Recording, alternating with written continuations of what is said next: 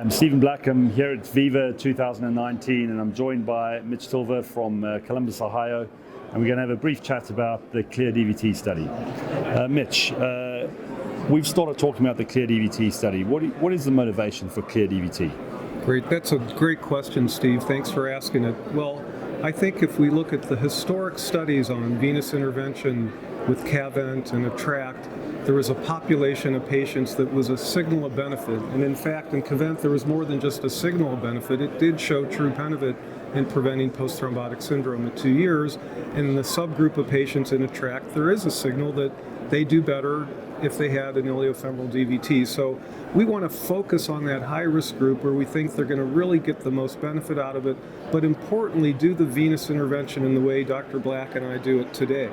We're going to integrate thrombectomy on all the patients, intravascular ultrasound, and provisional venous stenting with dedicated venous stents. So basically, we're going to do a more modern intervention on the right group of patients, and I think our outcomes are going to be much different.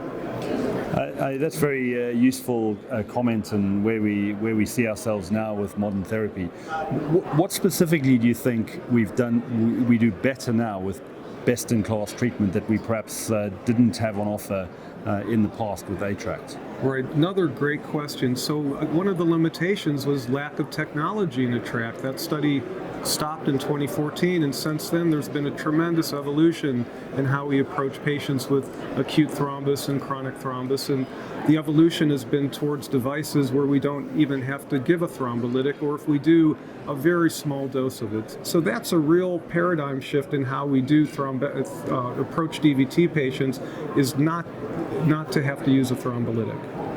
What is your thought about the importance of initial technical success and actually having an open vein at those first follow-up visits in terms of getting a good long-term result? Right. I think the ticket is, at the end of the day, if you have an open vein, your risk of post-thrombotic syndrome is going to be much less. They proved that in CaVenT. The patients that had patency at 6 months had much less post-thrombotic syndrome. And likewise in CAVA, if it was a successful procedure, unfortunately only 53% were judged to be successful, but the ones that were did have less post-thrombotic syndrome. Now fast forward to CLEAR-DVT, we're quite confident with this modern day approach, with skilled operators, with good quality thrombectomy, supplemented by good imaging with IVUS and provisional stenting, that we're going to have a patent vein at the end of the procedure. Well, that's fantastic, Mitch. So I think we, overall feel that this group of patients with iliofemoral DVT are where we should be putting our energy, and we hope that going forward we're going to find an improvement for this group of patients and we address some of the data gaps that currently exist.